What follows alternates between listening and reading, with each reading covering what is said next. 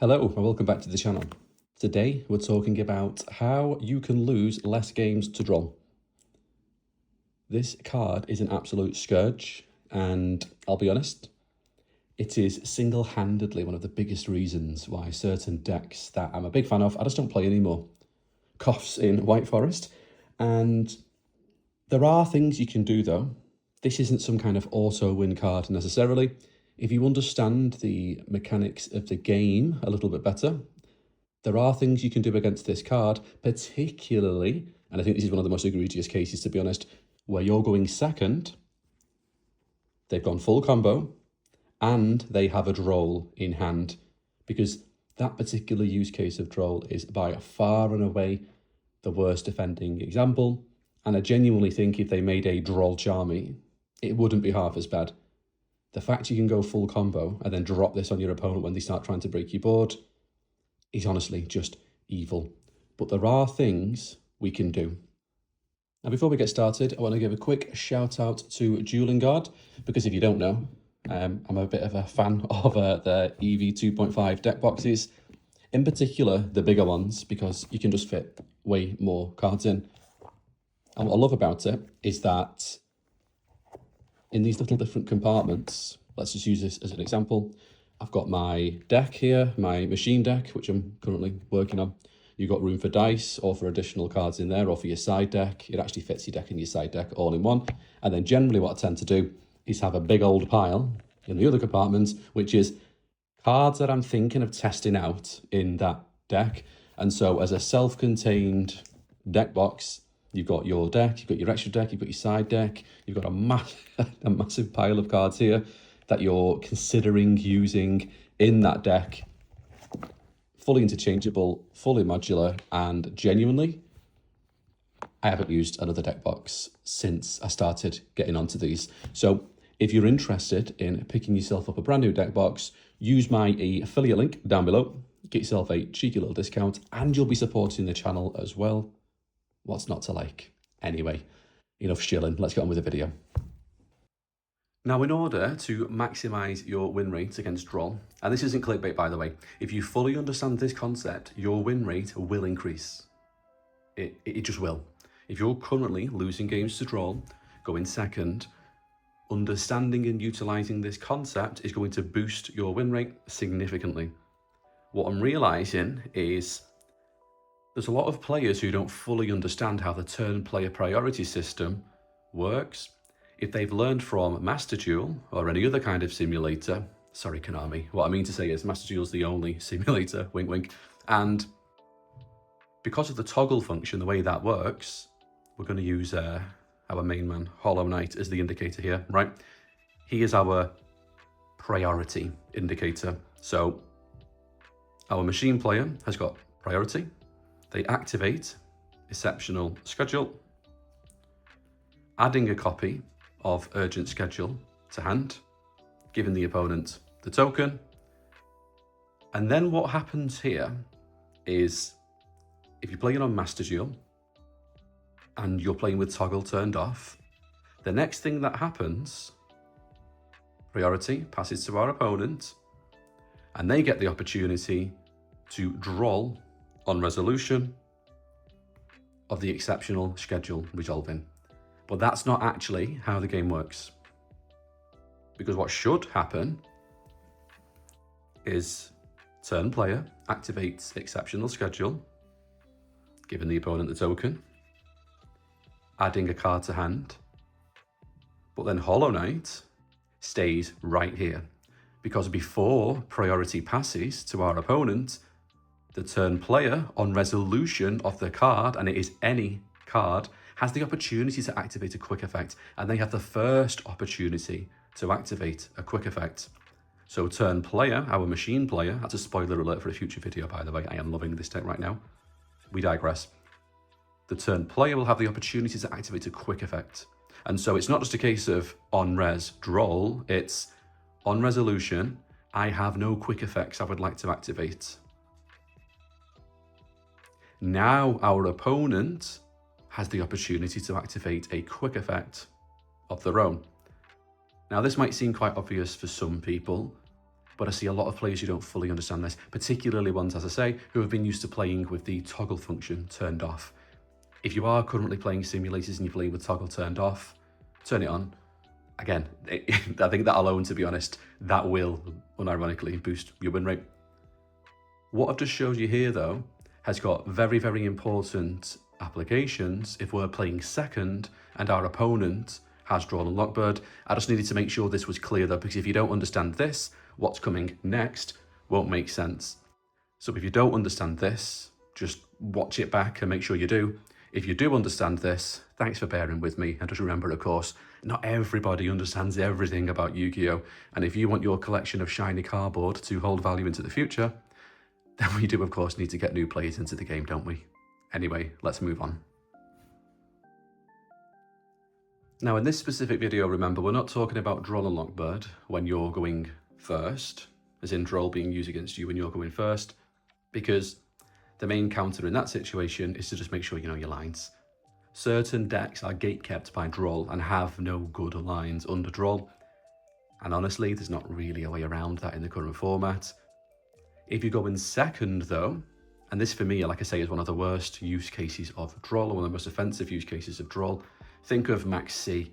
Max C became Fubulos for this exact reason, right?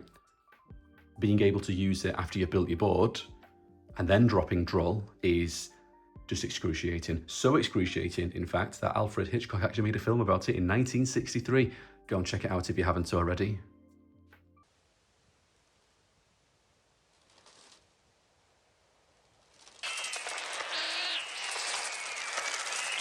So, your opponent's gone first, they've gone full combo, they've got Droll in hand. How, using what I've just spoke about in terms of turn player priority, how can we beat the fact they have Droll in hand?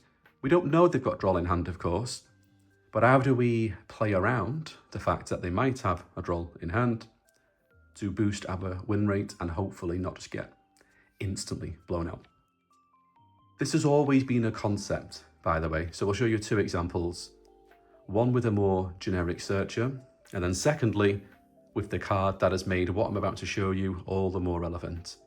And the reason Pot of Sloth has made this so much more relevant is because you're more likely to draw into the cards that can stop Droll in the first place, and that would be Super Poly, Forbidden Droplet, and Forbidden Crown. Now you might think none of these cards can affect the graveyard, and they can't, but they don't need to. Let me show you why. Ignore what they've got on the board, by the way. We're not going to be playing around with these effects. It's just to show that they've got cards, basically. So let's say we activate Exceptional Schedule. We're not going to give them the token because there's no need. So goes to the graveyard. On res. Now remember, it's not on res. We still have priority. So on resolution, let's say we activate a card on resolution like Super Poly. Super Poly says nobody can respond. Full stop. They can't respond with anything. Forbidden Crown can't respond with monster effects, and that's relevant. We'll get into that. So the best case scenario, on resolution, we activate Super Poly. So we activate Super Poly. Our opponent can't activate anything in response to Super Poly. And this is where they would Droll us. So if you search on resolution of that search, if you have a Super Poly in hand, you can activate Super Poly on resolution of the search. Remember, on resolution, you have first opportunity to activate a quick effect, not your opponent. Don't be Master Dual Brained. That's not how the game works in real life. You can activate Super Poly. Your opponent can't respond with anything, and you've just got away scot-free with a search.